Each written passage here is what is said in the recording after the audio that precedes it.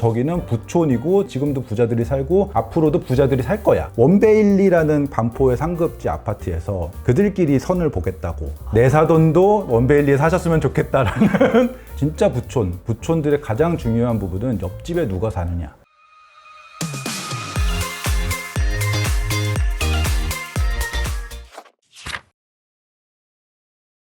강남도 많이 패하고요. 강남도 많이 패하고, 강남 불패라는 말을 강남은 떨어지지 않는다라고 받아들이시면 안 될 것 같고, 강남도 22년 하반기, 예를 들어 22년 하반기 같은 경우에는 30% 정도 떨어진 곳들이 되게 많았어요. 30%라는 것은 자산시장에서 특히 그 정도 덩치의 자산이 30% 떨어진다는 것은 정말 크게 떨어진 거죠. 주식으로 봐도 하한가를 찍은 거잖아요. 그래서 굉장히 떨어질 수 있다. 그런데 그렇게 떨어지고 나서 23년도에 어디가 먼저 회복했냐고 보면은 또 강남이 먼저 회복을 했어요. 꽤 많이 회복을 했어요. 다 회복한 건 아니지만. 그러니까 이런 걸로 봤을 적에 중간중간에 패하는 구간은 분명히 있지만 장기적으로 우상향, 떨어져도 회복의 어떤 탄력성, 회복의 어떤 힘, 그런 것들이 강하기 때문에 길게 봤을 적에 우상향하는 흐름으로 봤을 적에 강남이 불패에 가깝다라는 거지 절대 패하지 않는다. 이렇게 생각하시면 안 될 것 같고, 사실 강남이 왜 이렇게 비싼지는 되게 복합적으로 좀 보셔야 될 것 같은데, 기본적으로 제가 예전에도 말씀드렸듯이 히스토리상 계속 우상향을 찍어온, 계속 여기는 중간에 흔들릴지언정 계속 자산이 가격이 상승을 해왔다, 이런 믿음이 강하게 이렇게 형성된 곳들은 아무래도 시세적 프리미엄을 받을 수밖에 없어요. 그래서 강남 부동산, 강남 아파트 같은 경우에는 분명히 그런 어떤 믿음적인 자산 투자적에서 신뢰를 갖고 있는 그런 쪽이 프리미엄으로 좀 붙어 있다라고 보시면 될 것 같고, 지금 서울이 좀 더 개발이 되고 서울이 너무 이렇게 꽉 차면서 이 업무지구나 어떤 주거지구를 점점 확장한 그런 히스토리가 있거든요. 거기에 대표적으로 이제 판교가 예전에는 서울의 핵심 업무지구가 뭐 광화문 쪽에 하나, 그 다음에 뭐 강남 쪽에 이렇게 있다고 하면은 거의 세 번째로 판교의 업무지구가 생겼잖아요. 판교가 또 강남하고 가깝잖아요. 그러니까 경기도 중에 핵심적으로의 확장이 결국은 남쪽으로 됐단 말이에요. 그렇기 때문에 예전에는 강남이 서울에서의 남쪽이라고 생각을 한다면은 그런 확장적인 부분에서 봤을 적에는 강남이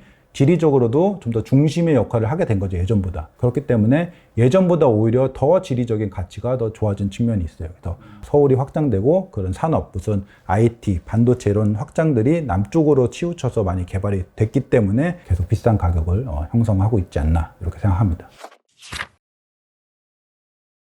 이게 사실은 되게 어려운 질문인데, 일단 현재의 압구정이 굉장히 잘 나가는 그거는 재건축에 대한 기대감이 기본적으로 있고요. 재건축에 대한 기대감이 기존에는 뭐 잘 안 될 거야 이렇게 생각을 하고 있다가 시간이 흐르고 여러 가지 뭐 신통기획에 대한 조합 설립이 되고 뭐 신통기획 신청을 하고 뭐 이렇게 또 조감도가 나오고 이렇게 멋지게 변하는구나라는 기대감이 생기면서 몇 년 전보다도 지금 굉장히 잘 나가는 상황이죠. 그러니까 기본적으로는 재건축 기대감이 최근에 그런 가격 흐름을 만들어냈다라고 보시면 되고, 그런데 재건축의 기대감을 제외하고 압구정 자체가 굉장히 상징성이 있잖아요. 굉장히 우리나라 최고의 입지.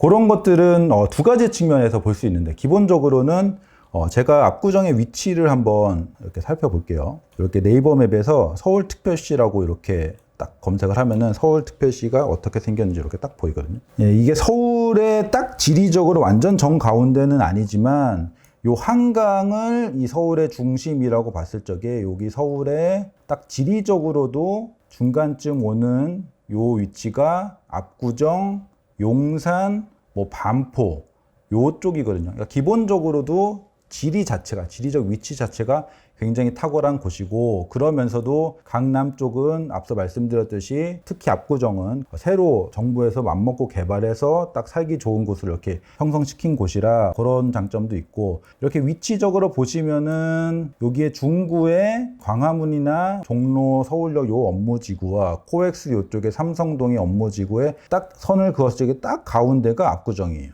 딱 여기 선을 탁 그었을 적에 딱 가운데가 압구정이죠. 이쪽. 그래서 지리적으로도 굉장히 좋은 장점을 갖고 있는 위치고, 그러면서 당연히 한강변 가까운 거 굉장히 좋고, 그러면서 딱 우리 압구정이 정말로 우리나라에서 최초로 대규모로 건설된 아파트 지구거든요. 그러면서 평지에 굉장히 살기 좋은 식으로 이렇게 구성이 되면서 또 그런 장점들이 있고, 또 하나 중요한 것은 이런 기본적으로 당연히 뭐 입지가 좋다, 뭐 한강변이고, 그 다음에 재건축이 되면은 또 한강변에 재건축이 되면 고급스럽게 뭐 뷰도 잘 나오고 다 좋은데, 그렇게 생각해도 그렇게 따지면은 약간 옆에 뭐 흑석이나 약간 위에 뭐 금호 이런 거와 비교해서 또 너무 비싼 거 아니야? 좋은 건 알겠는데 그렇게 생각하실 수도 있는데 여기에서 약간 예민한 부분이 있긴 있어요. 뭐냐면은 사람들이 포지셔닝이 좀 되어 있는 게 있잖아요. 압구정은 비싸다. 이 포지셔닝이 되어 있는 게 하나 있고 또 하나는 이미 거기에 그 낡은 아파트에 살고 있는 혹은 그 낡은 아파트를 소유하고 있는 분들의 자산, 이게 어쩔 수 없이 가격에 영향을 미칠 수밖에 없어요. 그러니까 지금 이미 옛날부터 수십 년 전부터 자산을 가지고 압구정동에 사신 분들이 사는 그런 곳들을 재건축을 한다. 이러면서 사람들이 일단 거기 있는 부자분들이 계속 팔지 않고는 여기에 신축으로 재건축이 됐을 적에 여기가 최고 부촌으로 남아있는 거를 보겠어. 이렇게 인식을 하고 다른 주변에 압구정에 살지 않았던 분들이 보시기에도 저기는 부촌이고 저기는 지금도 부자들이 살고 앞으로도 부자들이 살 거야.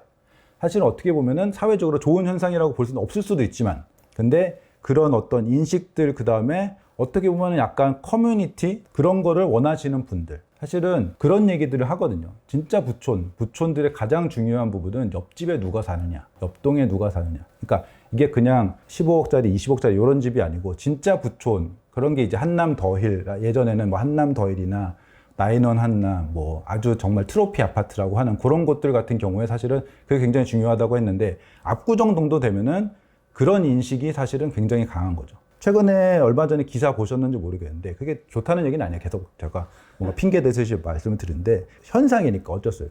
원베일리라는 반포의 상급지 아파트에서 그들끼리 선을 보겠다고 이렇게 올렸더라고요. 내 사돈도 원베일리에 사셨으면 좋겠다라는 원베일리에 사는 집안 자제들끼리 이렇게 선을 한번 이렇게 합시다라고 무슨 배너도 있고 막 빅배너도 막 걸어놓고 그래가지고 이런 것들이 좋던 나쁘던 이미 벌어지고 있는 현상이고 그런 것들이 사실은 아파트 중엔 정점이 압구정이 될 거고 실제로도 거기에 과거에 뭐 장관을 했던 국회의원 했던 이런 사람들이 실제로 낡았던 말던 거주를 많이 하고 계시고 사실 그래서 그냥 입지적인 측면에서 예를 들어서 35억이다라고 하면은 그런 측면이 40억, 45억까지 만들 수 있는. 그러니까 요거는 약간 최상급지, 정말 말 그대로 최상급지 같은 경우에는 우리가 흔히 말하는 역세권이고 뭐 학원과 가깝고 이런 거와는 조금 다른 그런 평가를 해야 될 수 있어. 한남 더힐이 왜 그렇게 비싸지? 한남들은 주변에 역도 없고 학교도 없고 막 이런데 25평도 되게 비싸거든요. 근데 거기에 25평의 신혼부부들이 살아서 뭘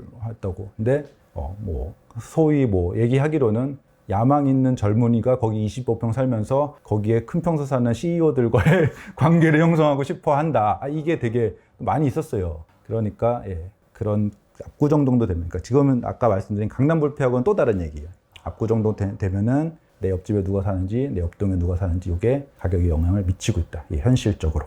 상징성이죠. 포지셔닝이라고 할 수도 있고. 그들이 생각하는 가치는 역세권이나 흔히 우리가 생각하는 그런 가치랑 좀 다를 수 있죠. 그래서 뭐 어떻게 보면은 사실은 뭐 그런 것도 있죠. 임대 아파트가 안 들어왔으면 좋겠다. 이것도 사실은 같은 개념이죠. 그래서 특히 강남권 같은 경우에는 어느 아파트에 임대주택이 껴있지 않다라고 하면 굉장히 플러스로 작용을 하거든요. 근데 그 임대 아파트라는 게 사실은 재개발 재건축 임대 아파트라는 게 싸지 않아요. 전세 막 7, 8억 이렇거든요. 강남권에. 되게 비싸잖아요. 근데 대신에 원래는 15억 하는 데니까 시세의 한 80% 정도 해서 SH에서 장기 전세를 해주는 건데 그것도 이렇게 싫어하는 분들이 이제 강남에는 좀 계시죠. 그러니까 확실히 이렇게 나와 비슷한 급의 이런 걸 형성하고 같이 주민들과 살고 싶다라는 게 위로 올라갈수록 강해져요. 그리고 그런 것들은 그러니까 원래 있었어요. 없었던 게 아니야. 예를 들면은 되게 부촌, 뭐 예를 들면은 방배동의 아주 고급 빌라촌 아니면은 한남동의 UN 빌리지 뭐 요런 등 있잖아요. 요런 데는 폐쇄성이 있거든요. 근데 옆집하고 굳이 컨택을 하진 않는데 그 폐쇄성 있는 곳에서 부자들끼리 마을을 형성해서 살고 거기에 보안만 딱 해주면은 그거 자체가 굉장히 부촌. 그래서 사실은 이게 우리나라만의 문제라 우리나라만의 형상은 아니에요. 외국도 우리나라와는 달리 외국은 오히려 언덕 위에 이 동네들이 비싼 곳, 베버리 힐즈잖아요. 힐즈. 그런 것들이 오히려 일반인들이 쉽게 접근하기 어려운 곳들이 비싼 곳들이 많거든요. 근데 우리나라는 지리적으로 그런 건 아니지만 어쨌든 그런 욕망은 외국에도 있고 우리나라에도 있고 그런 게 우리나라는 그러니까 시세적으로 압구정이 많이 형성이 되어 있고 아마 압구정뿐이 아니고 다른 데도 앞으로도 계속 될 것 같아요. 그 원베일리 케이스도 말씀드렸지만 그래서 강남 중에서도 최상급지는 그런 것들을 이렇게 감안해야 된다. 강남 부동산 관련해서는 사실은 되게 뭐 이야기거리가 많아요. 이렇게 세부적으로 봐도 그렇고 재밌는 얘기들도 많은데 다음번에 기회 잡아서 한번 말씀드리도록 하겠습니다.